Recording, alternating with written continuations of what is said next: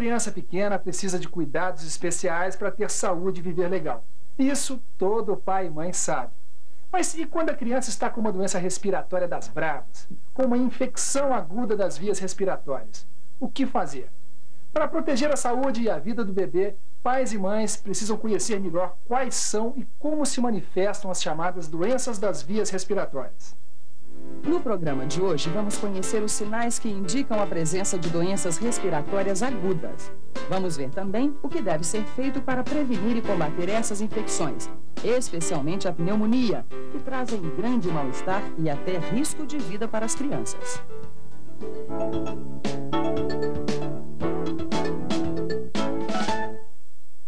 As doenças das vias respiratórias, como o resfriado, as amigdalites, a faringite, a bronquite e a pneumonia, são os principais motivos de consulta pediátrica no Brasil.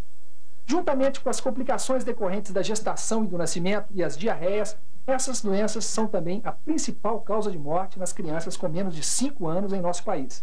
Mas isso não precisa ser assim. Sabe por quê? Porque todos os pais e responsáveis podem tomar algumas medidas simples de prevenção que ajudam a evitar as doenças das vias respiratórias nas crianças. Vamos conferir algumas delas? O aleitamento materno é uma das principais formas de proteger o bebê. Toda criança amamentada no peito até os 6 meses de vida acaba desenvolvendo uma proteção natural contra a maioria das doenças, inclusive contra as doenças das vias respiratórias. Além do aleitamento materno, as crianças precisam de uma outra proteção também muito poderosa: as vacinas. Antes de completar 1 ano de vida, elas devem ser vacinadas pelo menos 8 vezes. Umas mais, outras menos, essas vacinas também ajudam a prevenir contra as doenças respiratórias. Confira aí o calendário de vacinação para o 1º ano de vida. Logo ao nascer, o bebê já pode receber a primeira vacina, a BCG, contra a tuberculose. Aos 2, aos 4 e aos 6 meses de idade, a criança precisa receber 2 vacinas de cada vez. A DPT, ou vacina tríplice, contra a difteria, o tétano e a coqueluche. E a vacina contra a pólio. Aos 9 meses, a criança recebe a última vacina de seu 1º ano de vida, contra o sarampo. Esta é a vacina mais importante para prevenir as doenças respiratórias. Coqueluche, difteria, tuberculose e sarampo estão entre as causas mais frequentes de infecções respiratórias graves. Por isso é que todas as vacinas são obrigatórias no 1º ano de vida da criança. Outra forma de prevenir essas doenças é através do cartão da criança, que serve para acompanhar seu crescimento e seu desenvolvimento. Mas será que as famílias sabem disso?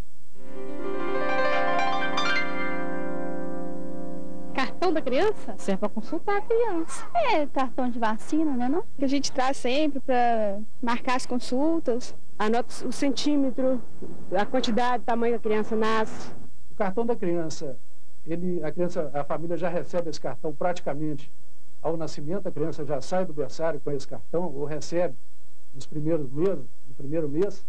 E ali é anotado desde os dados de nascimento, peso, as condições de nascimento, se houve algum problema durante o parto.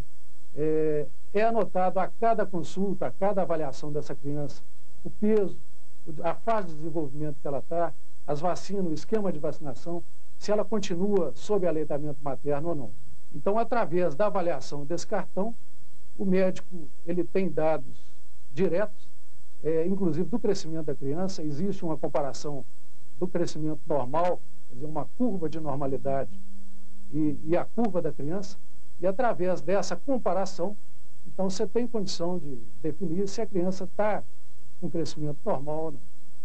Outras maneiras de prevenir contra doenças respiratórias nas crianças é através de uma alimentação saudável e natural, rica em frutas e folhas verdes, principalmente as que contêm vitamina A. Além disso, sempre é indicado respirar ar puro.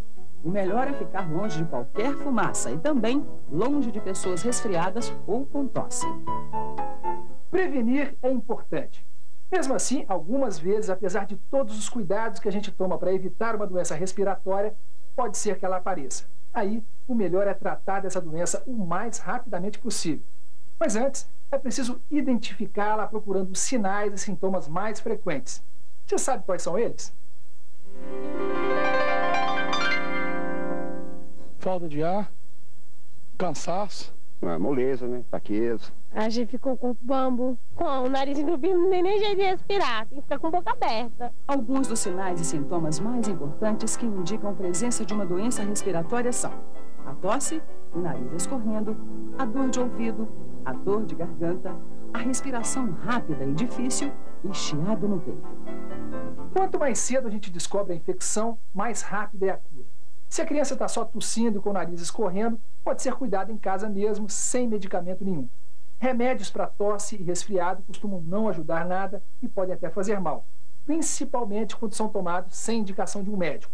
Agora, se além da tosse a criança está com dificuldade de respirar, chiado no peito, nariz escorrendo, dor de ouvido ou dor de garganta, é preciso procurar logo o serviço de saúde. Pode ser coisa mais séria. Existem muitas doenças respiratórias, umas mais leves, outras bem mais complicadas. Doutor, o senhor poderia dizer quais são as principais doenças respiratórias? Nós poderíamos dividir as principais doenças respiratórias em dois grandes grupos, as das vias aéreas superiores e das vias aéreas inferiores. Nas vias aéreas superiores, nós temos a gripe, o resfriado comum, que é caracterizado por febre, corrimento nasal, dor muscular, mal-estar. A amigdalite e a faringite, que são caracterizadas por dor de garganta, e o diagnóstico diferencial vai ser feito pelo exame médico. E a sinusite, que é uma doença atualmente muito frequente e que se caracteriza principalmente por tosse. E muitas vezes, como a população não está alertada por esse problema, o diagnóstico é feito tardiamente. Nas vias aéreas inferiores, nós temos a pneumonia, as bronquites e a tuberculose. A pneumonia se caracteriza por febre, mal-estar e tosse com expectoração. A bronquite por cheira torácica e falta de ar. E a tuberculose é uma doença mais protraída, que normalmente o paciente apresenta febre, emagrecimento e também a tosse como manifestações principais. E dessas, qual é a mais séria, doutor? A mais séria, sem sombra de dúvida, é a pneumonia, que é uma das principais causas de morte da criança e também do adulto. Para descobrir se a tosse ou resfriado está virando uma pneumonia, é preciso ficar de olho em alguns sinais característicos. Numa pneumonia, normalmente a respiração fica mais acelerada. A parte inferior do peito costuma afundar quando a criança respira. O bebê não consegue mamar e as crianças maiores sentem muita dificuldade para comer ou beber qualquer coisa. Pneumonia pode ser prevenida. Se você perceber que a respiração da criança está ficando mais rápida e difícil, ou se ela estiver com dificuldade para se alimentar ou beber líquidos, não espere o mal crescer. Procure um serviço de saúde imediatamente. A pneumonia realmente merece muita atenção, assim como todas as outras doenças respiratórias. Por isso é que é importante saber o que fazer na presença de qualquer um dos sinais que indicam essas doenças e esclarecer algumas dúvidas que elas provocam. A tosse, por exemplo, em si, ela não é uma doença. É um mecanismo de proteção e um aviso. É o sinal de que alguma coisa não vai bem no organismo. Por isso, não adianta combater só a tosse sem saber a causa.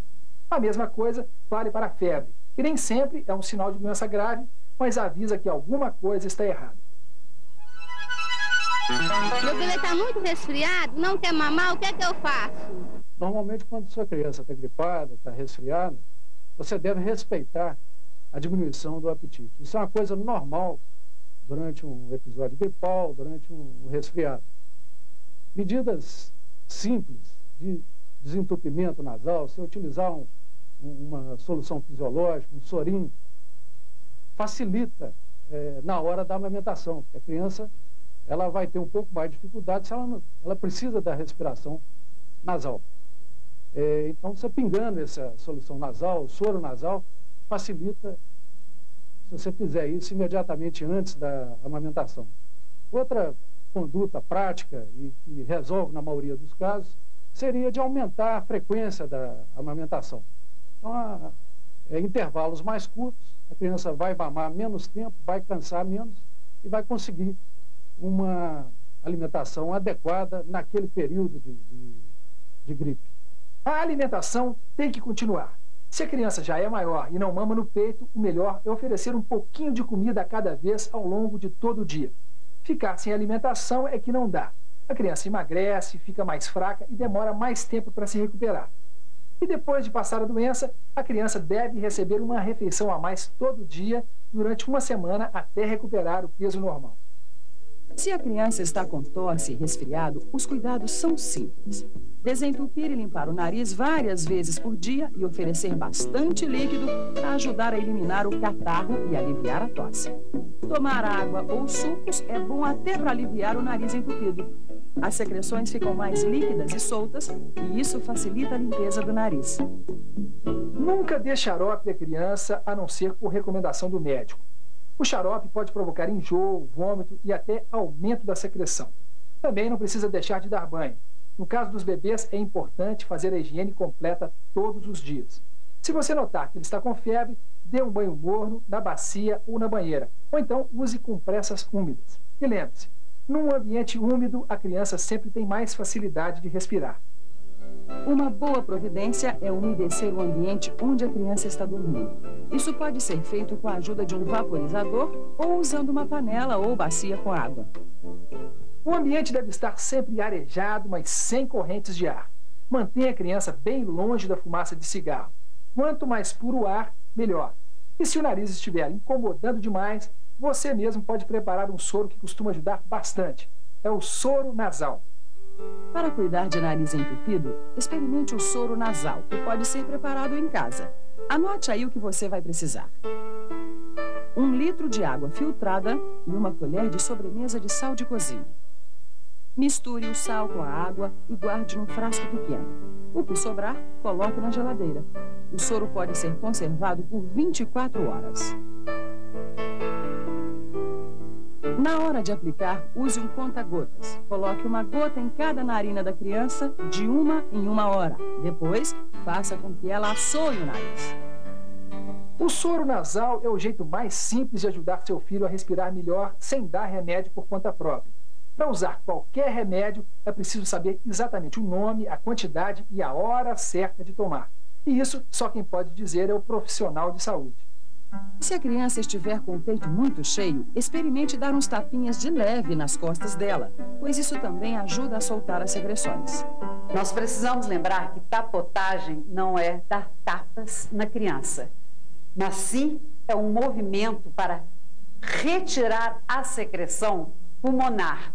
Então, é feito com a mão num formato de concha. Essa concha você vai bater nas costas da criança para poder tirar essa secreção. A maioria das doenças respiratórias tem uma excelente resposta aos tratamentos disponíveis. Em 1 semana, mais ou menos, a criança melhora. Apesar de ainda não existirem vacinas especiais e eficazes contra essas doenças, elas podem ser evitadas se a gente tomar os cuidados que acabamos de ver. O segredo é seguir o esquema das vacinas obrigatórias, ficar sempre atento aos primeiros sintomas e não dar medicamento à toa. Se o seu filho apresentar os sintomas de uma doença mais grave, não perca tempo. Procure um serviço de saúde e viva legal! Se você quiser maiores informações sobre esse assunto ou sobre qualquer outro tema ligado à saúde, Disque Saúde, 0800 61 1997. A ligação é grátis. Viva Legal conta com o apoio do Ministério da Saúde.